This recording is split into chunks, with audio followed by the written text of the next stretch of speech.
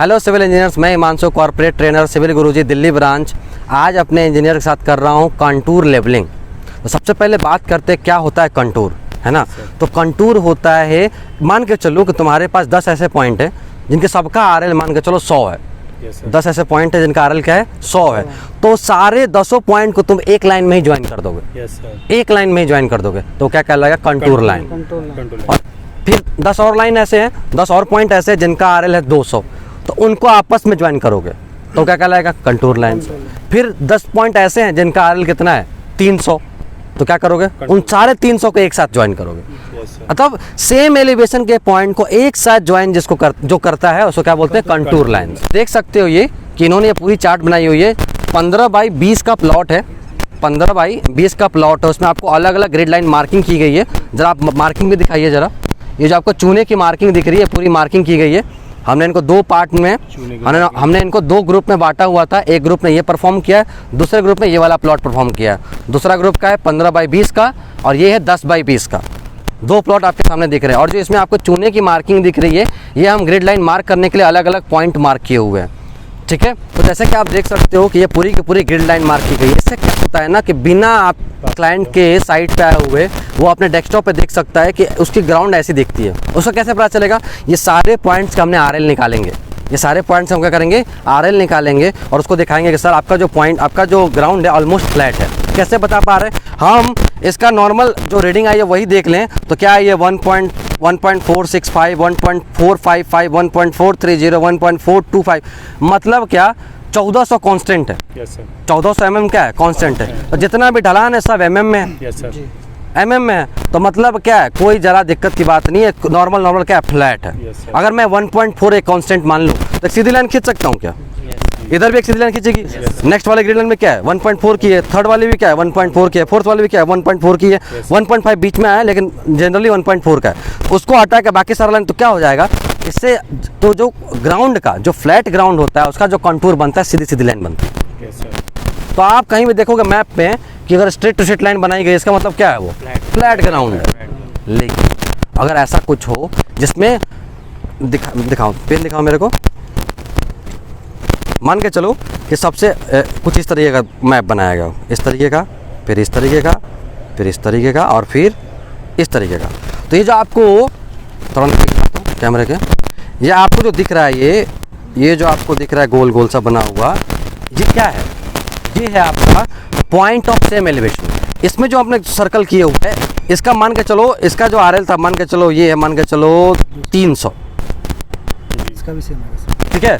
तो मतलब इसमें जितने भी पॉइंट्स होंगे सबका एलिवेशन कितना है 300 ही। आवाज आ रही ना? अब जो नेक्स्ट सर्कल है मान के चलो इसका है 250, सॉरी ये नहीं ना, ये 250। मतलब ये पूरे सर्कल जो आपने बनाया है ना इसमें क्या है बहुत सारे पॉइंट्स हैं। इसमें क्या है बहुत सारे पॉइंट्स हैं। जिससे क्या समझ में आ रहा है कि भाई इस सबका एलिवेशन कितना है 250। फिर नेक्स्ट वाले का मान के चलते आता है 200।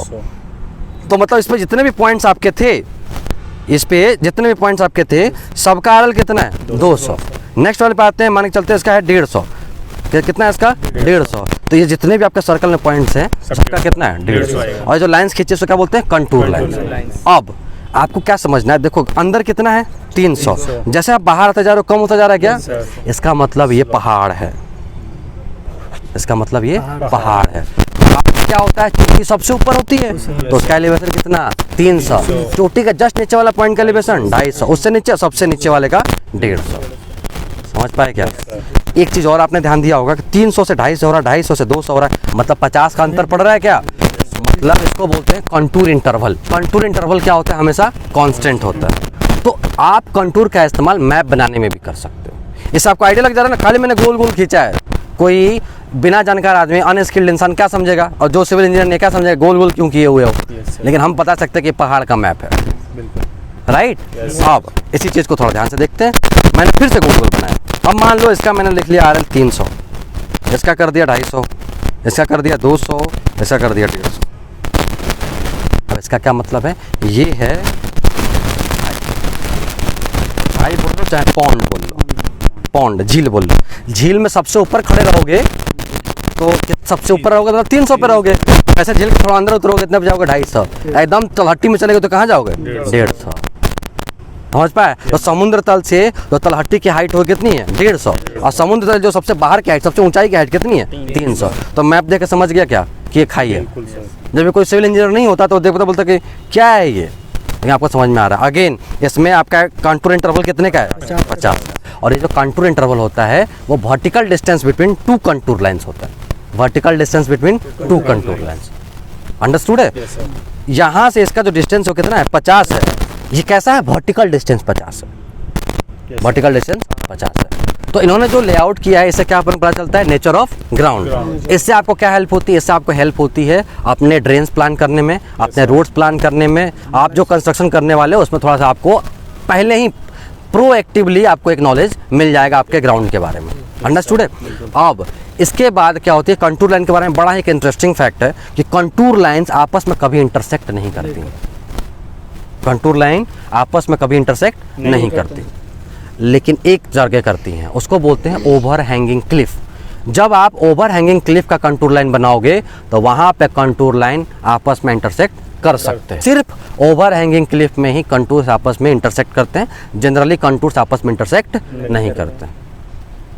अंडरस्टूड है? Yes sir. अब हम बात करते हैं इन्होंने यहाँ पे कंटूर लेबलिंग करी कैसे। सर। 10 बाई 20 का प्लॉट है ये। सर। अच्छा, अब आपने क्या किया? ग्रिड लाइन की मार्किंग करी, हर 2.5 मीटर का चेनेज लेके आपने क्या किया? पूरा इसकी ग्रिड लाइन की मार्किंग कर ली। यही हुआ था।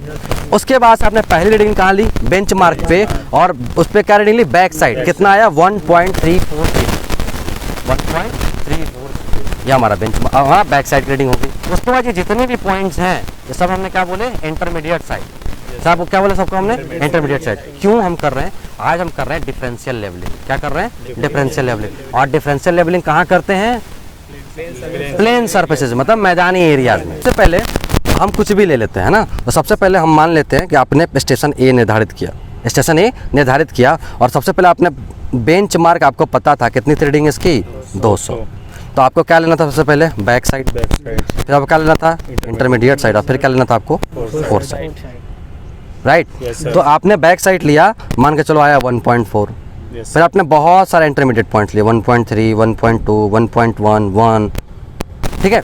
अब लास्ट पॉइंट आपने क्या ले लिया? Four side. Four side suppose आया 1.5। Yes sir. ठीक है? अब इसमें आपको लिखना है rise and fall. Rise and fall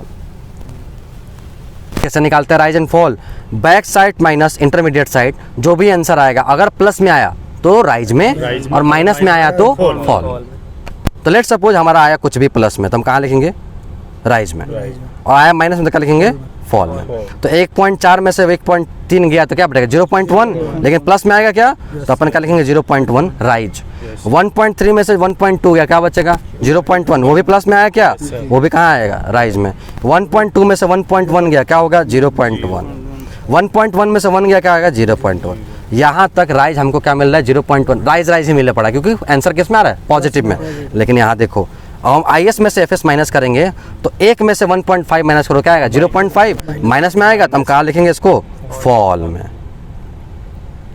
minus लिखने की जरूरत नहीं है, क्योंकि आप ऑलरेडी फॉल में लिख रहे हो उसको। अब फॉर्मूला क्या होता है कि जो भी आपका बेंच मार्क था, जो भी बेंच मार्क का आपका RL था, तो अगर राइज आ रहा है तो RL प्लस करोगे राइज, तो आंसर आएगा जो नया, वो क्या होगा? न्यू RL बनेगा। अगर जैसे कि मान के चलो 200 है, 200 में आपको राइज क्या करना पड़ेगा? जोड़ना पड़ेगा। तो क्या आएगा इस पॉइंट का RL? 200.01, नहीं 200.1। इसका क्या आएगा? अब 201.1 आया, अब इसमें इसको जोड़िए तो क्या हो जाएगा? 200.2। फिर 200 ये भी राइज है, ये भी जुड़ेगा तो 200.3, ये भी जुड़ेगा 200.4। लेकिन अब ये क्या होगा? माइनस होगा, तो क्या हो जाएगा? 199 पॉइंट समथिंग। कितना हो जाएगा? 199.99 समथिंग, हाँ 99। तो ये आपकी पूरी, तो आपने क्या कर लिया? इन सारे पॉइंट से क्या कर लिया? RL निकाल लिया। अंडरस्टूड है? अब एक चीज़ आपको लगा समझा देता हूँ। यहाँ पे इसका RL कितना है? 200.1। इसका कितना है? 200.2। इसका कितना है? 200.3। मतलब देख रहे हो ना, एक पार्टिकुलर स्लोप फॉलो कर रहा है ये। Yes sir. मतलब सबसे नीचे वाला कितना है? 200, और सबसे ऊपर वाला कितना है? 204। क्योंकि फोर साइड तो हमेशा हम मेन साइड से बाहर ही लेते हैं ना। तो आपने क्या देखा? 204, 203, 202, 201, 200, मतलब क्या है? एक ऐसा कुछ ग्रिड लाइन बनेगा। तो आप अपने क्लाइंट को दिखा सकते हो, सर आपकी ज़मीन कुछ इस तरीके से है। इसका था 200.4 और इसका था कितना? 200। तो अगर हम ड्रेन का डिजाइन करें तो इस तरीके से करेंगे तो आसानी होगी। Yes sir. अंडरस्टूड है कहानी? कहानी अंडरस्टूड है? Yes, sir. तो ये पूरी कहानी थी आज के क्लास की, ठीक है। चलिए पकड़िए। तो इंजीनियर्स, ये पूरी आज की लेबलिंग की क्लास थी। आई होप आपको ये वीडियो इन्फॉर्मेटिव लगी होगी। अगर आपको भी ये स्किल सीखना है तो आपको सिंपली 9111001234 पे कॉल करना है, अपनी सीट बुक करनी है। वीडियो में बने रहने के लिए बहुत बहुत धन्यवाद।